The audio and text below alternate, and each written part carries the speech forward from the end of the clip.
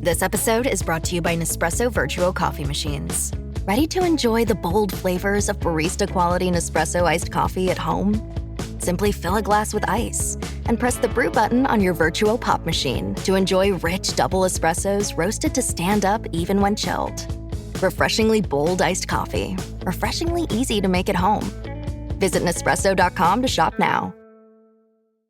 My cat Freddie loves to be brushed and cuddled.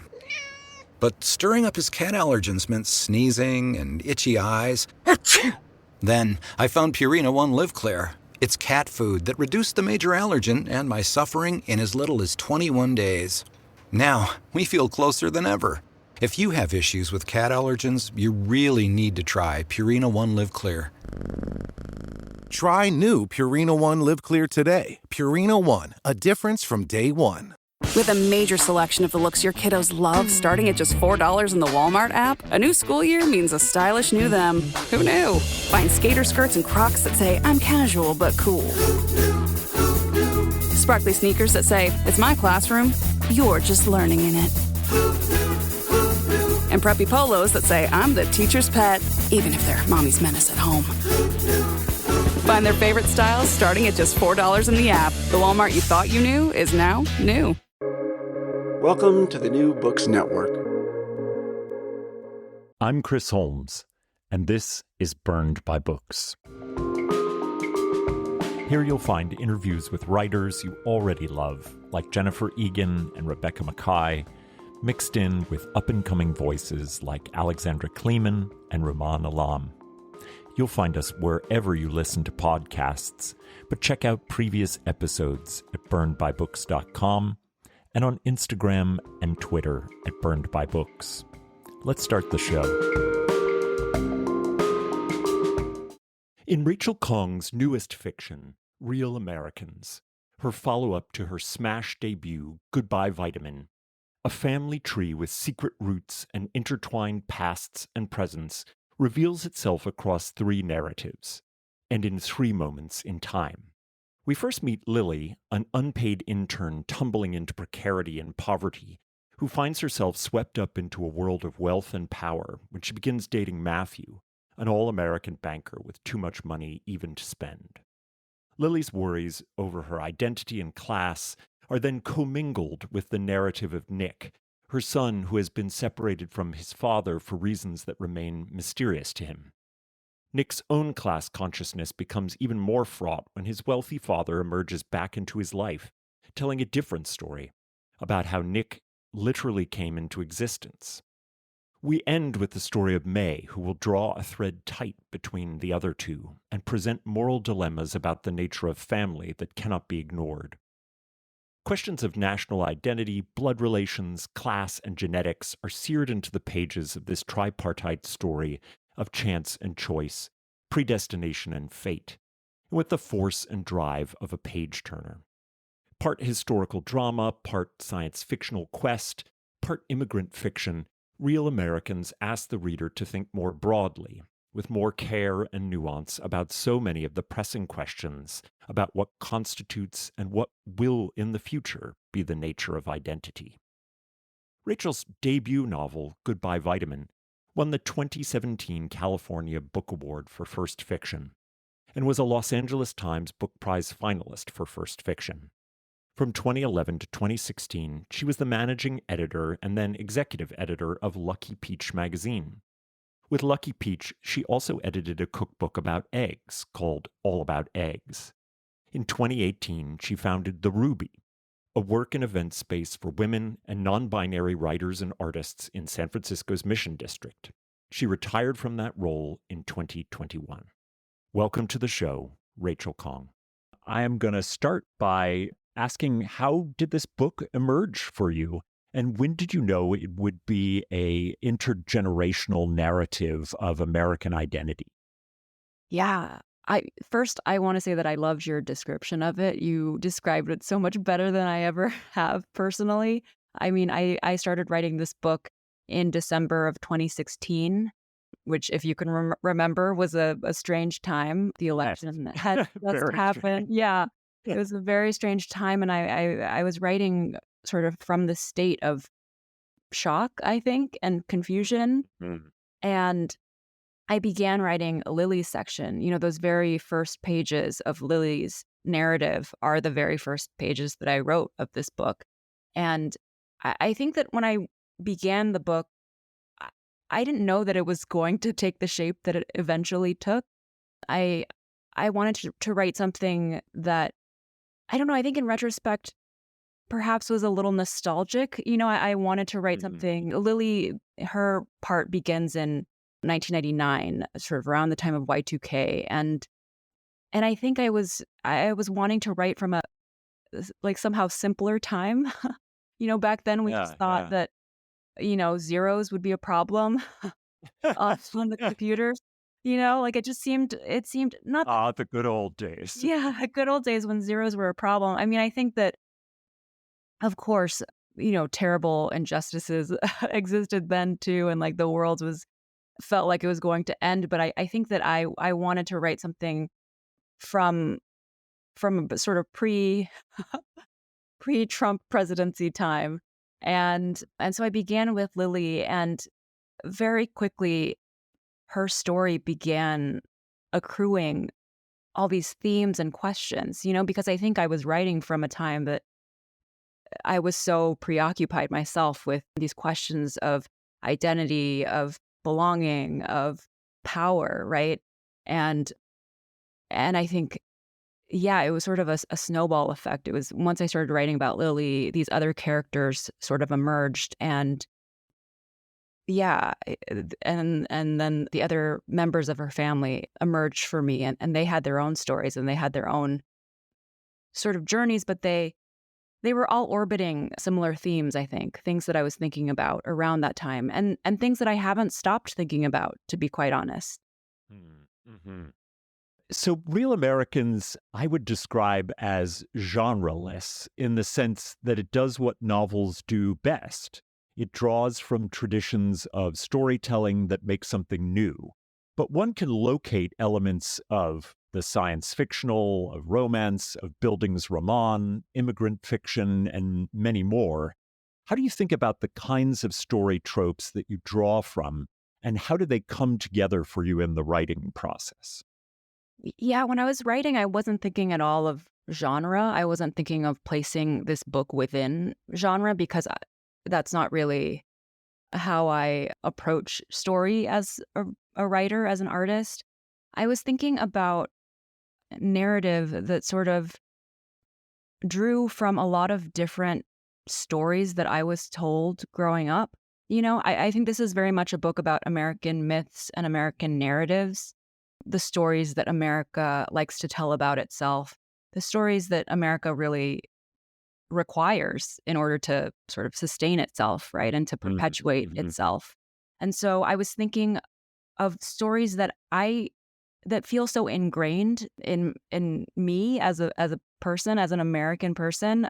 So stories that I was told include, the sort of Disney story, right? That I was told from a very young age, that there is, I don't know, these sort of fairy tale stories with fairy tale endings, and this story that, there's one other perfect person out there for you. That was a story that I was told as a child, which is so strange in retrospect, right? That would be one of the earliest stories that one gets told, the sort of romantic story.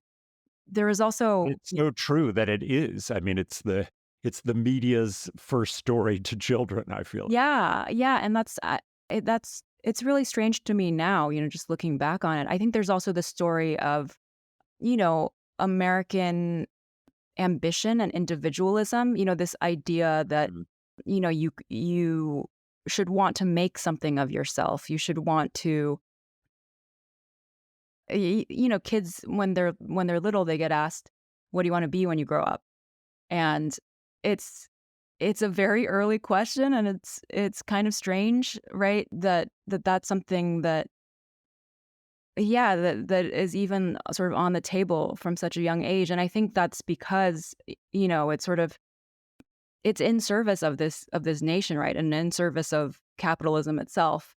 And so there's so many stories that we get told. There's a story of I don't know, even the immigrant story is another story that's often told, right? Like the story that your past is worse than the future, right? In America, everything is going to be great. It's the promised land, right? There are these narratives that I think hold up certain structures and that, yeah, that are sort of needed in a way or have historically been needed. And I think I just wanted to to use them because I still feel a sort of susceptibility to them, right? Like I still feel, I feel like drawn to and I feel compelled by a lot of these stories because they were so ingrained in me and so propagandized to me, right?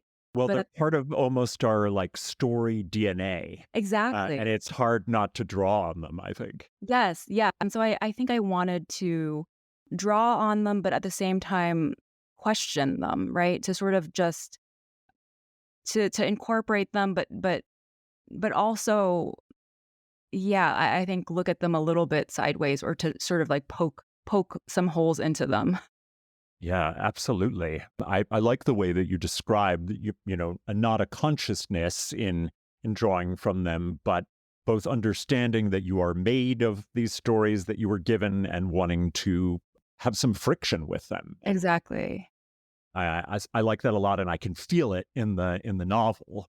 And the title itself is speaking to exactly these questions that you're talking about of narratives that were fed about how one is a real American. And it speaks itself into being in all these different ways in the novel. Each principal character is questioning the meaning of nationality and citizenship and how identity and race and appearance radically change the question of who gets to belong. And I wonder if you'd talk a little bit about questions of belonging and how they sort of work in these three very different narratives. Yeah. I mean, belonging is something that I think is elusive for many Americans. I mean, yeah, I think that it's a very small subset of the American population who actually feels that they belong, right? And I've been thinking about this question, what is the real American?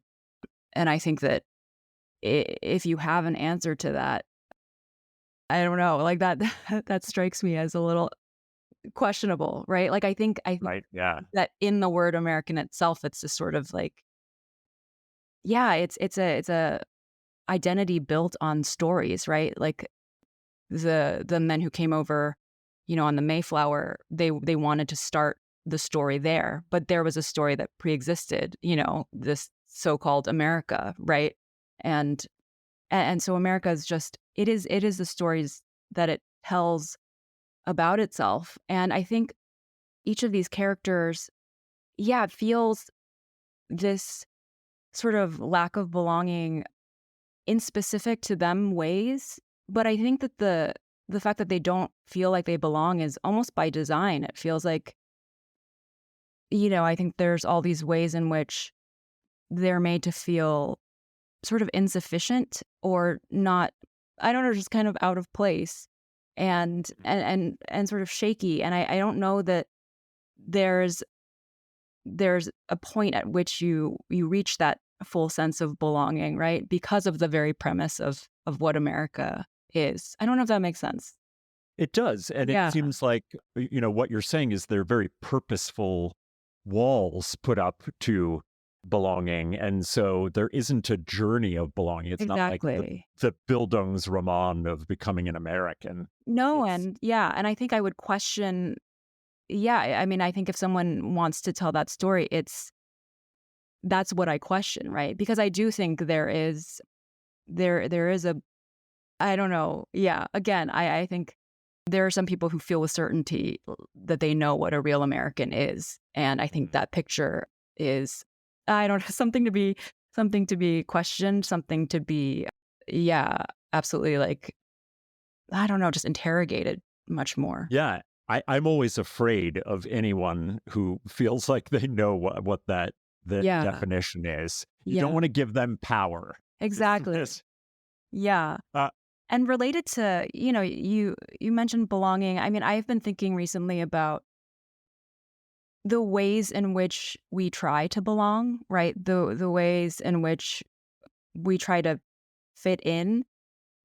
And I think that sort of living, this is sort of back to the question about stories and genre. Like we almost like mold our lives into certain stories in order to become legible, right? As people who belong somewhere. And so I think that's another thing that I was really interested in with this book, is just the ways in which we are told stories and then we sort of internalize those stories, often for a really good reason, which is because we want to be understood. We want to feel the sense of belonging. We want to be able to relate to other people and have these commonalities.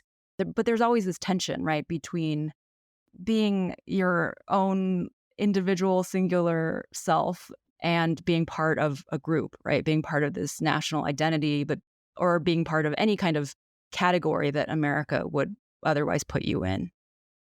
This episode is brought to you by Indeed. When your computer breaks, you don't wait for it to magically start working again. You fix the problem. So why wait to hire the people your company desperately needs? Use Indeed's sponsored jobs to hire top talent fast. And even better, you only pay for results. There's no need to wait. Speed up your hiring with a $75 sponsored job credit at Indeed.com/podcast. Terms and conditions apply.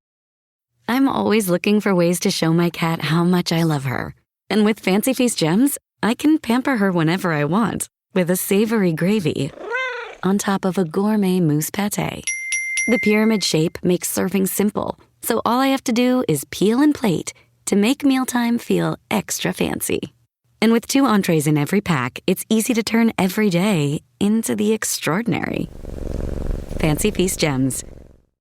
And that gets to my next question. Lily, our first protagonist, has this whirlwind romance with Matthew, who she describes as looking all-American, while she sees herself as appearing like a foreign woman on his arm, despite her own all-Americanness.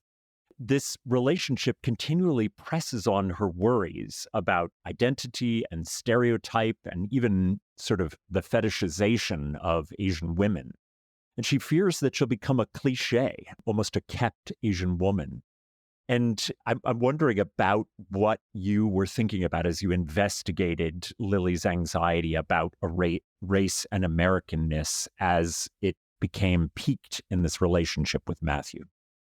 Yeah, I said this in the past in 1999 because I'm hopeful that it's maybe not, I'm hopeful that some of her concerns aren't relevant anymore today, right? I'm hopeful that things are changing and that the things that she worries about aren't necessarily things that people worry about now. I mean, that's the hope, right?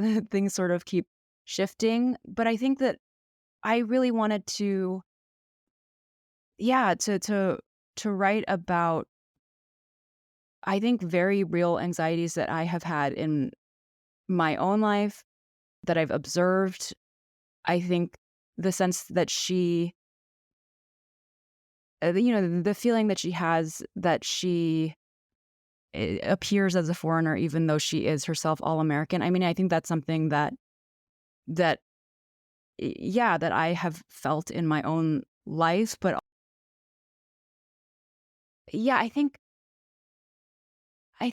with Lily, I was thinking very much about, I mean, actually not just Lily, but each of these 3 characters. I was thinking about how America is a place that loves to categorize and loves to slot people into boxes, especially based on demographics, right? Based on how a person looks. And Lily, of course, has internalized that as an American, and she's also felt, I think categorized wrongly because of it, right? I think that the phrase real American comes up for the first time when she actually visits China for the first time, and she encounters a Chinese man who remarks that she's a real American. And up until that point, she has not felt that she could really claim that title despite being wholly American, because I think she's often gone about, she's sort of viewed in the world as an outsider. I think it's in this book, it's really hard to, I think I wanted to write about how intertwined, I think, sort of like outside, like perspectives on a person, like outside perspectives on a person and the person's like, personal internal feelings, like how those are sort of, I don't know, intertwined, right? And how the way that you feel about yourself, it is impacted by what you're told about yourself, right? And how you are treated. Like, I don't think Lily goes about her day, thinking constantly about the fact that she's an Asian American woman, like that's not how she's going about her day, but she is, it's just sort of like, she's reminded of it when she's out in the world, when she has these strange encounters, when she is, these microaggressions happen to her, right, throughout the day. Like that's when she's sort of reminded. It's like, oh, okay, this person views me this way, and so I guess, yeah, what am I going to do with that? Hmm. Yeah, and so the book takes a time jump, and we enter Nick's life. And Nick, too, is questioning his identity, but it comes more in the form of kind of class consciousness. Yeah. And as, Matthew sort of reveals himself to Nick, and he begins to understand that he is associated with a family whose name is connected to wealth and science and banking. And he finds himself kind of unwillingly swept up into their influence. And I'm particularly drawn to the questions around class and choice that beguile Nick. Could you speak a little bit about that? Yeah. So Nick, as you've said, he is sort of, when he meets his biological father, he is sort of given this new access to wealth. I mean, Lily experiences this too, right? Where she sort of, when both characters are encountering wealth for the first time and feel a sort of seduction, right? I think for both characters, it's hard not to feel this sense of relief almost, right? Or this sense of, I don't know, like easing in to the wealth itself. Like I think Nick is his struggle is really, he's looking for, I think he's looking for meaning, honestly. He's looking for what it would mean to, I think, do something with his life that is meaningful, that matters. And he's feeling just adrift in that. And the wealth that he encounters immediately offers, I mean, there's one comfort, of course, but I think he is more interested in the fact that money can sort of, it can alleviate a lot of hardship, right? And yeah, he can all of a sudden go to a, $80,000 a year Ivy League institution that he could never have afforded. Right. No, definitely. So there's that, exactly. But I think he's also thinking, there's that, I don't know. He's like, can I do something from within these power structures, right? Like, can I, with this Ivy League degree, with this powerful family behind me, can I actually, I don't know, like change the world, right? Like, can I do something that's of import? Can I make my life matter? And there's a way in which, wealth definitely feels in some ways synonymous, especially in this country, with power, right? Like, you don't think of a powerful person as someone who has no money at all, right? Like, I think that those people are very few and far between, especially here. And so I think for Nick, he feels like wealth might be a way to actually make a difference, right? Or to make his life meaningful. Yeah. And that it could be leveraged. in a way that would give him a voice and an opportunity that he couldn't have had otherwise, even as I think he feels at times sort of, I think, gross to have Exactly. the connection, but wants it to be meaningful at the same time. Yeah, I think that each of the characters in this book who sort of encounter this extreme wealth or, are in these situations where they are, in a group or, in a setting that they're really, they're fish out of water, essentially, right? They don't know what it is to belong to this class. When they're in those situations, they are just hyper aware of what's going on. Like what is the difference between what they're doing, what's happening, like they're observing all the things that the people in these, the really wealthy, powerful people in these situations don't have to notice anymore, right? They notice the ways that, the bottled water is carefully arranged for them, or they notice the ways in which, just like things become so seamless for these wealthy people. And I think it was important to me to have these characters encounter wealth, which always, I think, in our culture is just this, so it's such a seductive thing because there's so much, well, I do think it has to do again with these American narratives. It's like we believe that the wealthy and the powerful deserve it, that they earned it, right? Because we believe in this myth of meritocracy, this myth of individualism, right? Like we believe that these powerful people earned everything that they got, right? Or at least this is even the narrative of Trump, who was given exactly. I mean, the equivalent of, I think, of like $250 million as an inheritance. Yeah, it could have I think they say he could have literally stuck it in a low interest like bank and made more money than he has made over all his years. Yeah, I mean, that's exactly right. And you can see why, I started writing this in the very first month of the Trump presidency. I was thinking about, we give so much credit to these people, and wealth is something that people aspire to, right? Like it's something that feels like, I think because of these narratives, we don't think, well, I think some of us now are thinking, right, like, we have to fix this inequality and we have to tax the rich and all of these things. But I think that the sort of overarching narrative for so long has been, okay, these people really deserve it and we should emulate them, and we should emulate them because one day we might be like them. We might be able to like earn this money for ourselves. And then on the other end of it, we don't have compassion for people who similarly, through no fault of their own, are in situations in which they're struggling, right? They might not have enough money. They might not have homes. And yet we, as a culture, as a society, also believe, oh, they're responsible for that, right? When I think it's never so straightforward. It's not like we're all responsible for our own fates. I think it's always this mix, right, of what we're handed, what we're given, and what we, do with our lives, the decisions that we make. And so I think I wanted to write about wealth because it's so compelling to so many of us.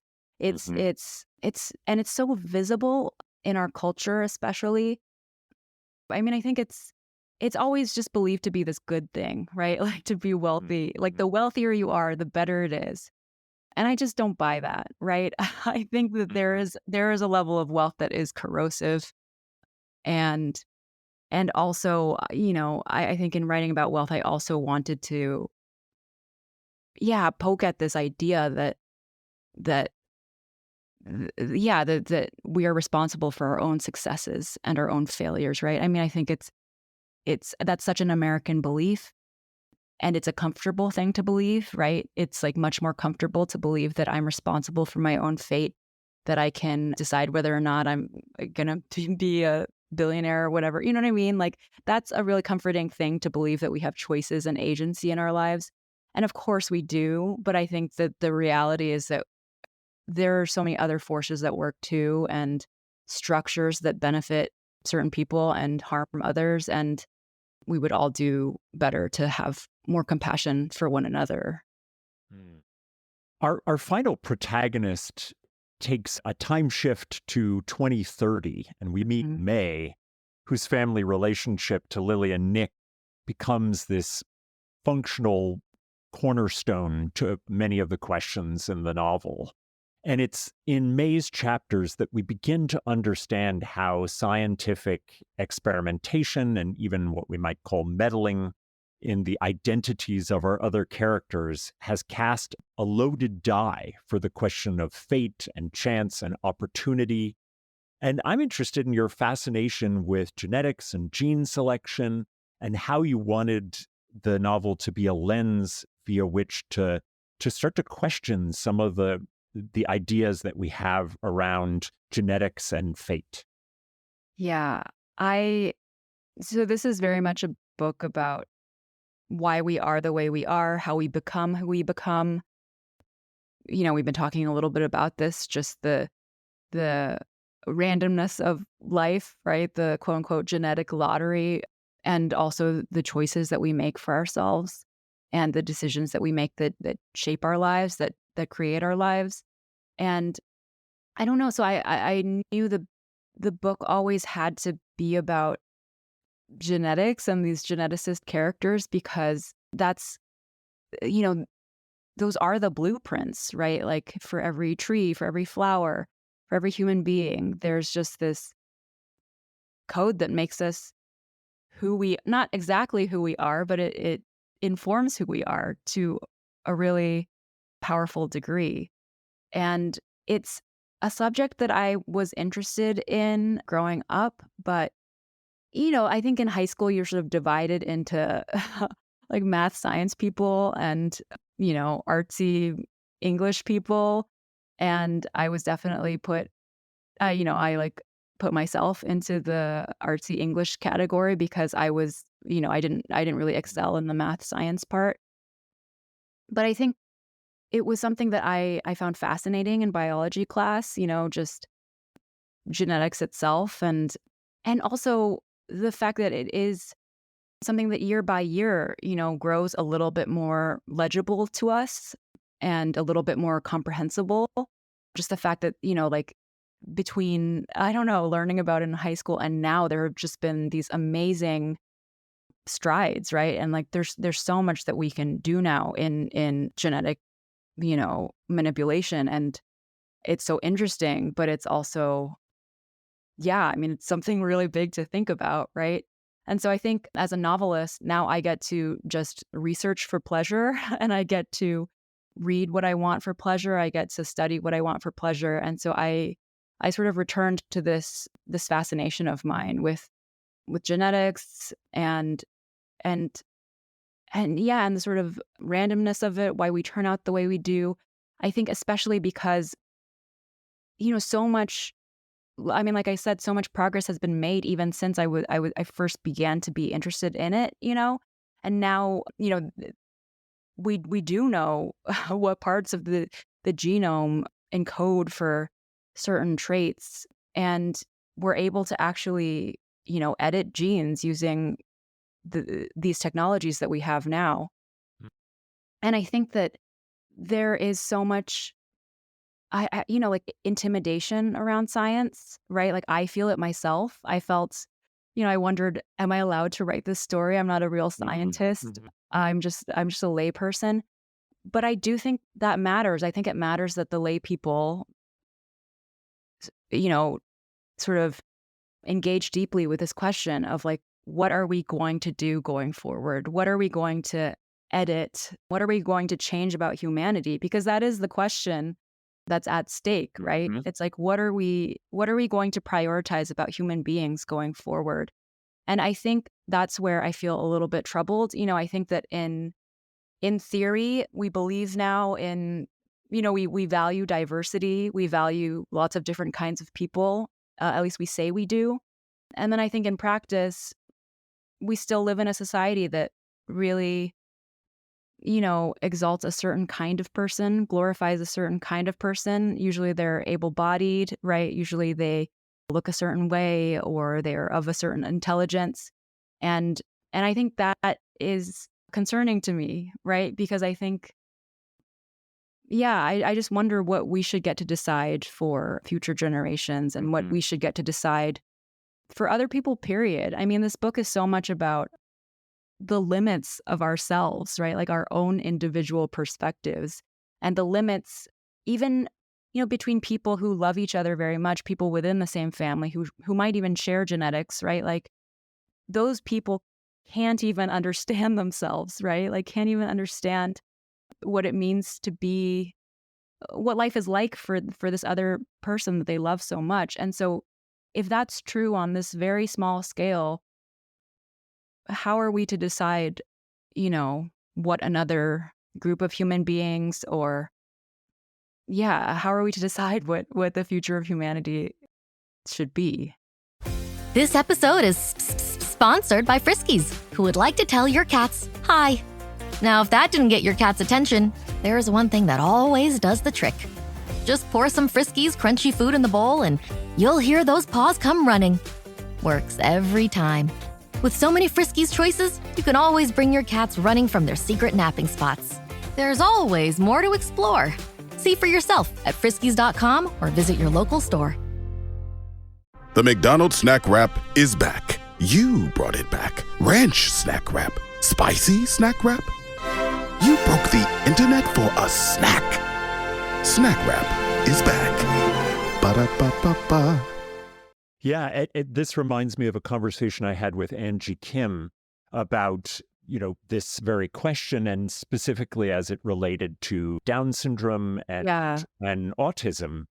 And her, very similar to your way of thinking about it, she thought, well, what we understand very often about people with Down syndrome is that they are quite a lot happier and with quite a lot less anxiety than people who have not that chromosomal change. And would we make the decision to eliminate that possibility of that kind of happiness based on our presumption that there is a better way of being and living? Exactly. And I thought that was such an interesting way to frame it. Yeah, I mean, I totally agree with that. I think that it's, this book is so much about the fact that we really don't know what it's like to live another person's life, right?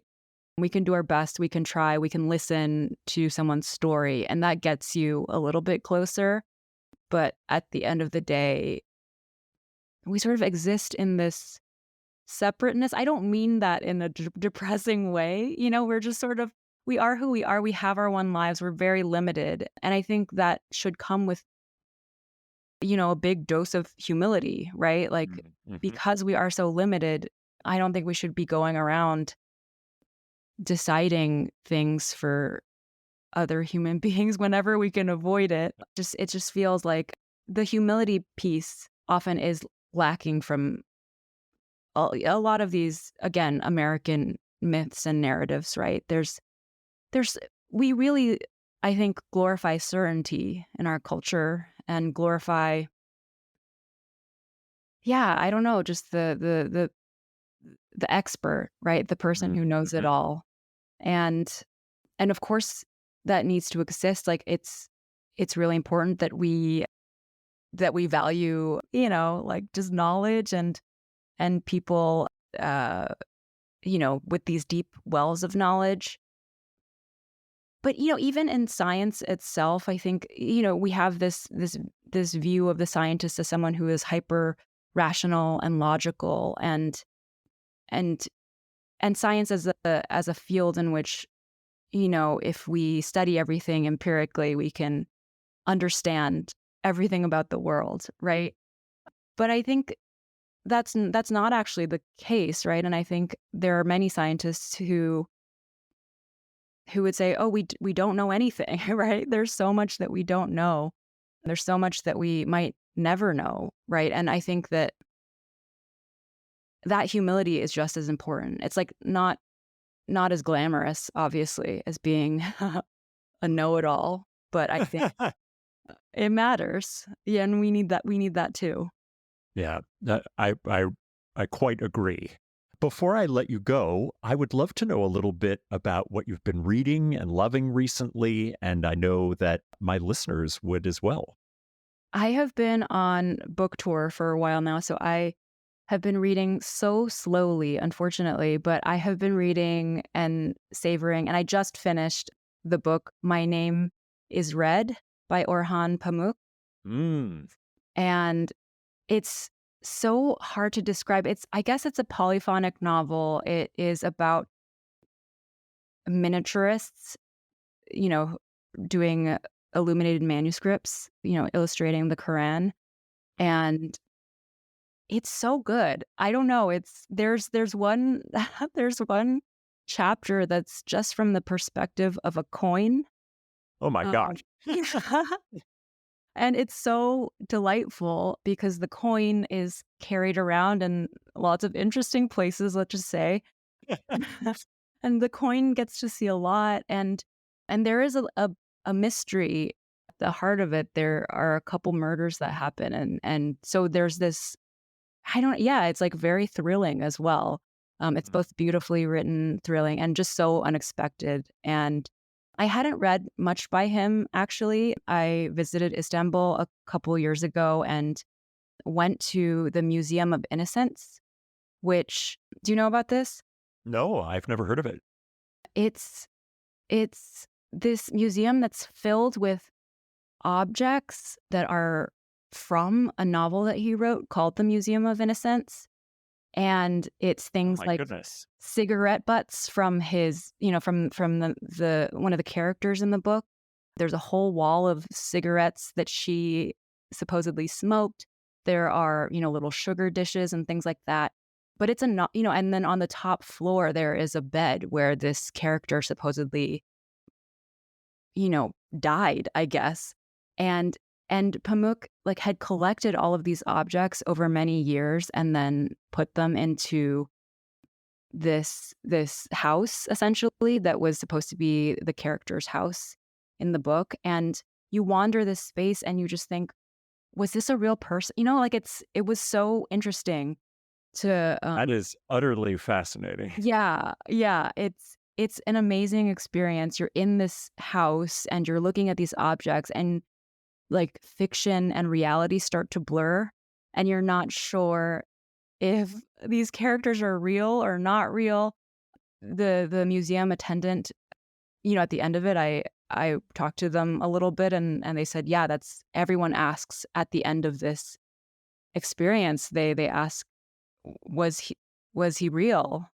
And the attendant just doesn't really answer that question. That's the perfect answer. Yeah. But I was really interested in reading more by him after that experience, because it was just such a special, it was so special, to think of, I don't know, the writer. I mean, of course, yeah, he's a person, I know that, but it's almost a little removed by the time you read a book. The author could have been alive hundreds of years ago. You almost feel so separate from the person themselves. And so being in this space, being surrounded by these objects that he had selected personally, and I think he created the story sort of alongside these objects too. So it's not like he wrote the novel and then collected all these things. I think it was that he was, he wrote the story with the objects in mind. So he's such a fascinating writer, and so I just read My Name is Red, and I'm excited to read more. Yeah, I have read other Pamuk, but nothing that sounds as extraordinary as that, or the novel Museum Nexus, which I hope I'll get a chance to see at some. You absolutely should. It's really striking. I mean, it's kind of unbelievable. It's something that I wish I had the real estate to do. Well, what I want to make sure that my listeners do is run out and get Real Americans by Rachel Khong. It's such a magnificent novel, and it's a perfect way to spend some more languid summer days. And it was a real pleasure to get to talk to you, Rachel. Thank you so much. This was wonderful.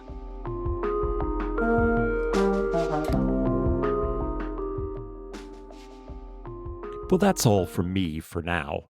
My great thanks to Rachel Khong for coming on to talk about her latest novel, Real Americans. You can find a link to purchase Real Americans and all of Rachel's recommended books at the website, burnedbybooks.com. There you'll find all of our previous episodes, links to buy a t-shirt, and ways to get in touch. If you have a moment, please consider taking a moment to rate us on iTunes, Spotify, or wherever you find your podcasts. Until next time, this has been Burned by Books.